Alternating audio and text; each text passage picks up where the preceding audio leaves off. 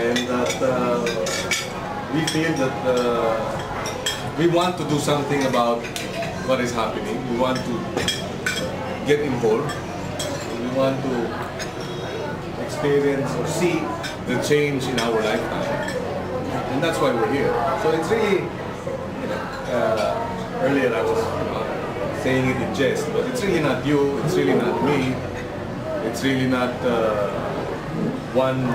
it's the idea that's bringing us all together. The idea that we all want change. The idea that we're tired of politics as usual. The idea that we should have better. And the idea that we are no longer going to sit idly by to watch while those who profess to be our leaders are bringing our country to near overseas Filipino absentee voting, overseas absentee voting, and the dual citizenship. So, what am I trying to say here? This renewed interest in the problems of the country, brought about by advancement in information communication technology and the interests of the overseas Filipinos, is creating a new way of thinking also, na may potential to influence the outcomes here. Today you have 500,000 overseas Filipinos who are registered, but only less than 50,000 voted in the last election. There are problems. Bureaucracy, even my eldest, si Casey, was registered, but because she transferred apartment sa Paris, pinadala yung kanyang voting ballot dun sa old address, pumunta siya sa embassy, sinabi, we cannot issue a new ballot because your old ballot is with. So maraming problema. Birth pangs yan. But 500,000 have registered. And that's why we're all coming together and saying, something is terribly wrong. We have not moved. We want to do something about it. And now the question is, okay, so let's come together, let's discuss, and let's try to figure out where do we go and what do we do. We all want change. And we're all interested in looking at, 2010. We all have our own issues. The overseas Filipinos have their issues. The health sector has its issues. The environment sector has its issues. But until you get a broad consensus cobbled together for reform, all these other issues will go by the wayside.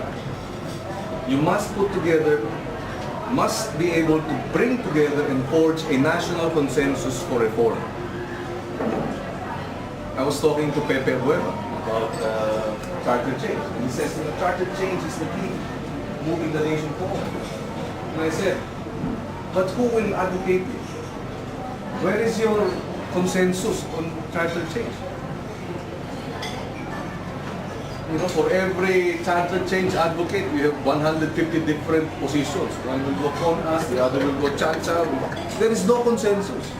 And any public administration expert will tell you, unless you get a broad consensus, you cannot move things forward towards a particular direction. And striking or building a national consensus requires leadership. We can talk about the issues of the OFWs. I would like to think. Let's bring them back home. Let's provide them with incentives for investment. You ask me, we can put together, we should be able to put together going out is one side of the blade. Coming back with all the expertise that you've gained after so many years abroad is the other way to harness it. Because internet immediately reconnect to one, the overseas Filipinos, and two, the youth, the students. And the overseas Filipinos are the middle class. That's your middle class mindset. And your youth and students, that's your radical, idealistic, energetic, dynamic sector. And then you bring in the others. The reform constituency, if coupled together, I think will bring traditional politics to its knees. It's doable. It's not a sure thing.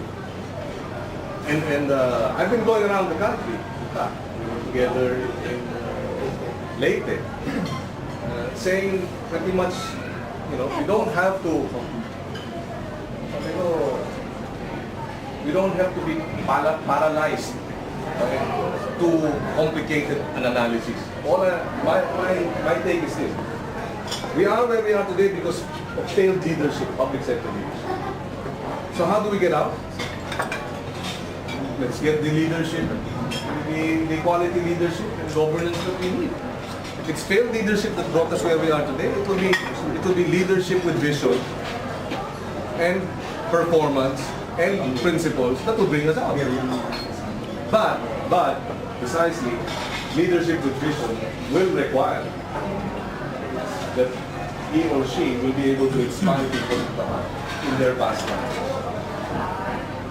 And you do have the technology. Sabi ko, I was asking Manny Pangilinan, can donations be done through the text SMS? You can do that.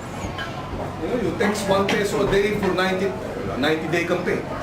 You text 5 pesos a day for 90 days. That is my contribution. One person. I'm mahina ako sa math. That's 450. That is 400.